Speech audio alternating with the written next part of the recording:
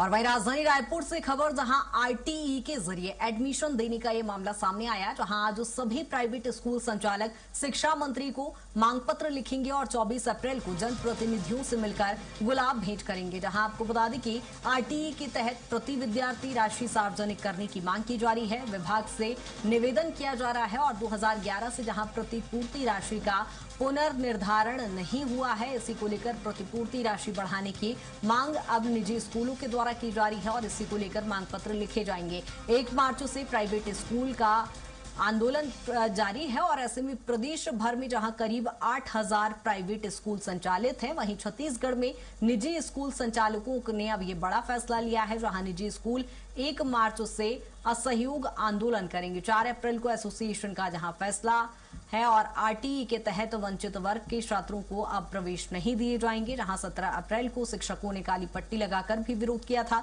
18 अप्रैल को स्कूल बंद भी रहे और आज स्कूल संचालक शिक्षा मंत्री को लेटर पैड पर मांग पत्र लिखेंगे, जिसके बाद 24 अप्रैल को जनप्रतिनिधियों से मिलकर उन्हें गुलाब भेंट भी किया जाएगा। जहां आरटीई के तहत प्रति विद्यार्थी राशि सार्वजनिक करने की मांग की जा रही है विभाग से और ऐसे में 2011 से जहां प्रतिपूर्ति राशि का पुनर्निर्धारण नहीं किया गया है, इसी को लेकर पारदर्शिता के लिहाज से अब ये मांग पत्र लिखे जाएंगे। और इसी पर ज्यादा जानकारी के साथ दिलीप हमारे साथ जुड़ गए हैं। दिलीप, आरटीई का मामला इस समय छत्तीसगढ़ में लगातार गरमाया हुआ है। इस मामले को लेकर, पारदर्शिता को लेकर शिक्षा मंत्री को अब पत्र लिखा जाएगा, क्या कुछ पूरा ये विवाद है?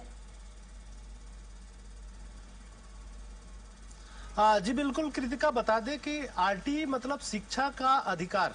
शिक्षा के अधिकार के तहत जो निजी स्कूलों में जो गरीब तबके के, वंचित तबके के बच्चे, जिसमें एसटी एससी के साथ ही साथ जो बीपीएल वाले जो बच्चे हैं, उन्हें उनकी 25% सीटों पर आरक्षण के तौर पर प्रवेश दिया जाता है।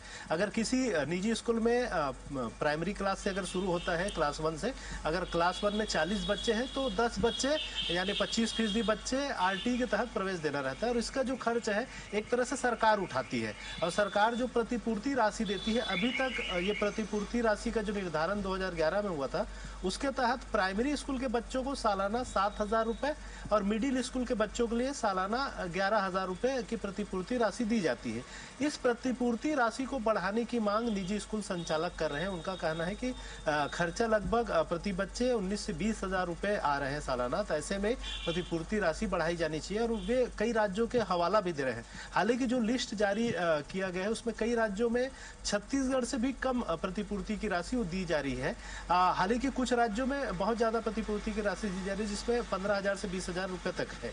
तो निजी स्कूल संचालकों का ये मांग है कि प्रतिपूर्ति की राशि का निर्धारण फिर से हो। इसके लिए वो लगातार स्कूल शिक्षा मंत्री गजेंद्र चौहान से मुलाकात कर रहे हैं। हालांकि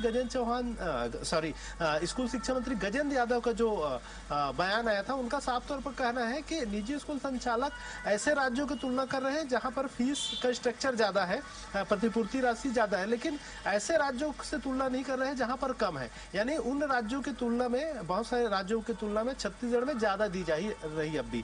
और ये क्योंकि मामला केंद्र का है और मुख्यमंत्री के स्तर का है, तो इस पर कहीं न कहीं संज्ञान में ऊपर से ही हो सकता है। इस पूरे मामले को लेकर उन्होंने सीधे तौर पर कहा। हालांकि लगातार जो निजी स्कूल संगठन है, प्राइवेट स्कूल एसोसिएशन है, इनके माध्यम से आंदोलन किया जा रहा है। 1 मार्च से सहयोग आंदोलन जारी है, अलग अलग स्टेप में आंदोलन कर रहे हैं। इसी कड़ी में आज सभी जो राज्य भर में करीब 8,000 निजी स्कूल संचालित हो रहे हैं, सभी निजी स्कूल के जो संचालक एक साथ पत्र लिखने वाले हैं स्कूल शिक्षा मंत्री के नाम। तो यह मांग पत्र रहेगा जिसमें प्रतिपूर्ति राशि। ठीक है दिलीप, लेकिन लगातार यदि 1 मार्च से यहाँ पर एक आंदोलन का रूप इस पूरे विवाद ने लिया हुआ है और कंट्रोल की स्थिति को लेकर अब आगे क्या कुछ एक्शन लिए जा सकते हैं? क्योंकि महीने भर से यदि विरोध किया जा रहा है आरटीई को लेकर, 8,000 से ज्यादा प्राइवेट स्कूल संचालित हो रहे हैं, तो इस विवाद को कंट्रोल कैसे किया जाएगा?